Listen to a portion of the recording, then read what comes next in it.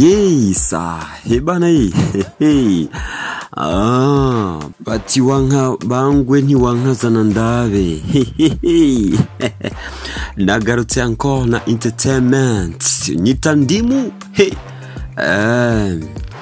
Ebana amakuru amaze kugaragara nuko umuririmbyi Rayvanny canke umwite Vivan Boy yamaze kugaragaza neza na neza ku mugaragaro yuko azoza guteramisha abarundi n'abarundikazi ukwezi kwa gatanu. Aha rero bati kila mwaka shaka umwaka utashe turabona Tanzania canke umuririmbyi mu gihugu ca Tanzania aza guteramisha abarundi. Rayvanny rero Vivan Boy nkuko yabigaragaje kuri stati yiwe ya WhatsApp nuko neza na neza yerekanye neza yuko agiye kuzateramisha abarundi n'abarundi kazi. Ati rero tumwitegurire, ati rero mumwitegurire, ati rero bamwitegurire ukwezi kwa gatanu azoba yashitse mu gisagara ca Bujumbura. Babandi biwacu batangura kujya amenyo bajya imisaya bati qu'est-ce qu'il y a dans la boîte, ati twebwe nituronka amafaranga mu muziki wacu ariko abaririmbyi bo hanze baraza kwironkera akanoti. Reka nugurire twamugina Mr Ndimu yanditse ati Burundi Bujumbura. I'm coming on May. For more info contact DJ Fanny 257. Nduga itwa mugina.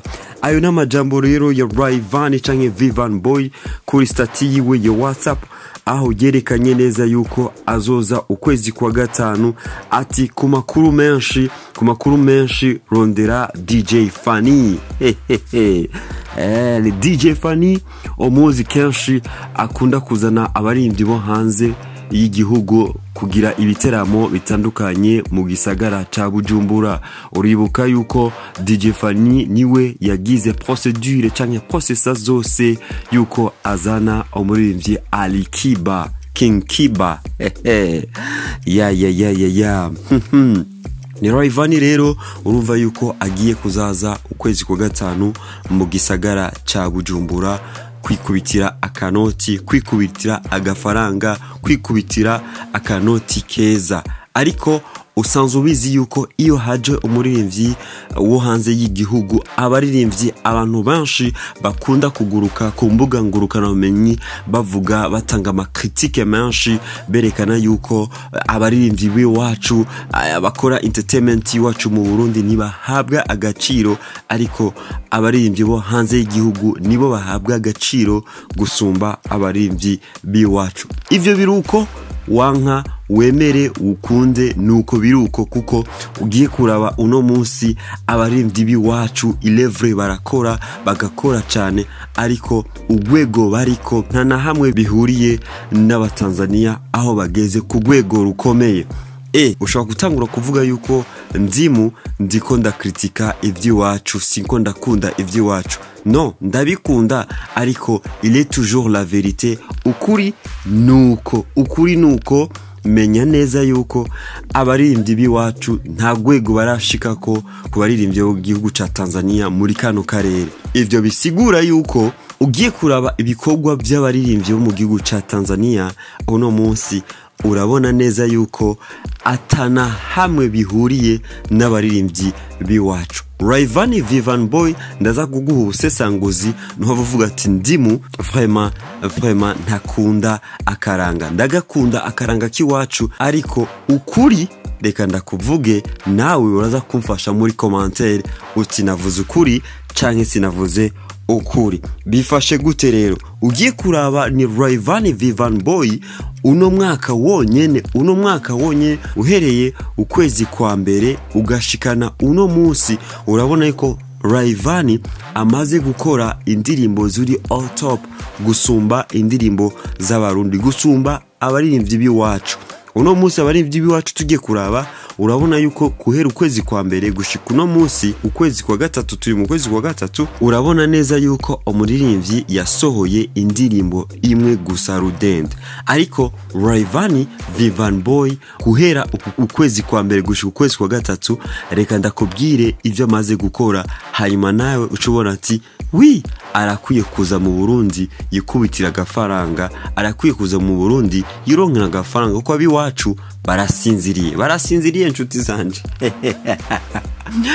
Rayvanny rero Vivan Boy ukwezi kwa12 mu guheza umwaka, Rayvanny Vivan Boy yashize ku mugaragaro indirimbo yiwe yise Christmas. Iyo ndirimbo yashize ku mugaragaro itariki 15 ukwezi kwa12 umwaka wa 2023. Gushika ubu iyo ndirimbo imaze kurabwa n'abantu barenga umuriyoni. Abantu barenga umuriyoni. Rayvanny Vivan Boy ukwezi kwa mbere, urumva itariki 15 ukwezi kwa12 yarasohoye indirimbo. Acaraza encore ukwezi kwa mbere ashira ku mugaragaro indirimbo itariki 3 ukwezi kwa mbere umwaka wa 2024 acashira ku mugaragaro iyindi ndirimbo. Abarimvyi biwacu akubwira ati yuko niyo sohora indirimbo zegeranye, ngo urumva amezi 3 cyo so urumva ni misingaye itariki 15 itariki 3 umva ni misingaye, umva ni misingaye. Yasohoye indirimbo yitwa Down official video. Iyo ndirimbo ikaba maze kurabwa n'abantu barenga umuriyoni 1.5. Urumva ko meze neza abantu b'Imana. Ariko Rayvanny Vivan Boy abantu batarayicara neza itariki 12 uku kwezi kwa mbere nyene acashira ku mugaragaro iyindi ndirimbo yise umwaka. Iyo ndirimbo ari kumwe na Dayo. Rayvanny umwaka iyo yari official video release, imaze kurabwa n'abantu barenga imiliyoni 5. Ugo n'ukwezi kwa mbere. Ngo zofata abarimvyi bacu ubagereranye n'abarimvyi bo hanze, abarimvyi bari ku kivi. Umuntu afise studio mu nzu akareka kuririmba kusohora indirimbo, ngo urumva nzoba zegeranye we braza nibitugane. Rayvanny acashira ku mugaragaro umwaka official video uku kwezi nyene itariki 31 ukwezi kwa mbere. Urumva ukwezi kwa mbere ko nyene urumva indirimbo yashize ku mugaragaro ukwezi kwa mbere. Indirimbo official video imaze kurabwa n'abantu barenga umuriyoni 1.5 by'abarorerezi. Abantu bataricara neza ngo bipange neza, Rayvanny acasubira ashira ku mugaragaro indirimbo itariki 3 ukwezi kwa kabiri. Itariki 3 ukwezi kwa kabiri. Urumva ahejeje gushira ku mugaragaro official video umwaka itariki 31 ukwezi kwa mbere, acagaruka itariki 3 ukwezi kwa kabiri ashira ku mugaragaro indirimbo yise My Lady. Indirimbo yari kumwe n'abandi baririmbyi na Rick Kado Bank hamwe na Lewis. Official video apana na audio, izo ni official video. Uravyumva yuko ameze neza. Abantu batara kwicara neza ngo bipange neza itariki 13 itariki 3 ashize ku mugaragaro My Lady, acagaruka itariki 13 kwezi kwa kabiri nyene ashira ku mugaragaro indirimbo yise Marry Me. Imisi 10 iraheza ashize ku mugaragaro My Lady, acagaruka ashira ku mugaragaro Marry Me. Ya uwo ni Rayvanny Vivan Boy. Uravyumva neza yuko kuza mu Burundi ni ibintu bisanzwe. Vivan Boy aheruka gushira ku mugaragaro yuko vuba azoshira ku mugaragaro yindi ndirimbo nshasha izoba yitwa Flare. Rayvanny ndakwibutsa ikindi kintu inshuti zanje, aheruka gukora igiteramo mu Buhindi. Igiteramo vyagaragaye yuko cyateguwe gutegura ahantu igiteramo kizobera, cyateguwe amezi abiri bari ko rategura igiteramo ahantu azovugiriza igiteramo. Ini wata kubwiza ukuri bari ko barastara sono na podium bakategura imisi myinshi, tuvuge ni imisi 3. mugabo wewe ahantu yakoreye ico giteramo mu Buhindi bahateguye kuha decoration sonorisation amezi abiri. Ni giteramo cyagaragayemo abantu benshi mu Buhindi. Noneho mbira ko mu Buhindi bazi igiswahili kudusumba twebwe Abarundi, ko Abarundi tuzi igiswahili cyane.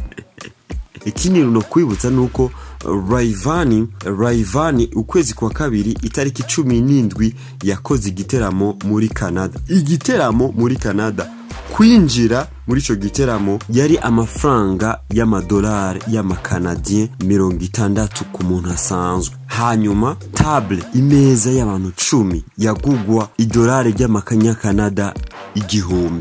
Cyumva ayo mafaranga y'abantu b'Imana. Rayvanny Viva Mboy kuza gukora igiteramo mu Burundi ni ibintu byoroshe kandi ibintu byumvikana. Mureke babandi bajya imisaya ngo no twebwe baririmbyi bacu ni baduha amafaranga bazana baririmbyi bo hanze. Man, hari ibikorwa mufise uwo mu buririmbyi mu Burundi ugisora indirimbo amezi 3, ugisohora indirimbo amezi 2. Wumvise palmarès umuntu asora indirimbo 3 mu kwezi kumwe, indirimbo imwe n'iyindi mu misi 10. Cewe wibaza uwo muntu uwo muririmbyi muzongana? Menya neza yuko samakuru surukurukuru ahubwo ni inkuru. Merci beaucoup kuri wewe umaze kugumana nanje, umaze kugumana na channel yawe Sule S Ndimu official na page yawe ya Sule S Ndimu, ndetse na Instagram ni Sule_S_Ndimu, TikTok ni Sule S Ndimu. Ciao ciao, amakuru yarabandanya.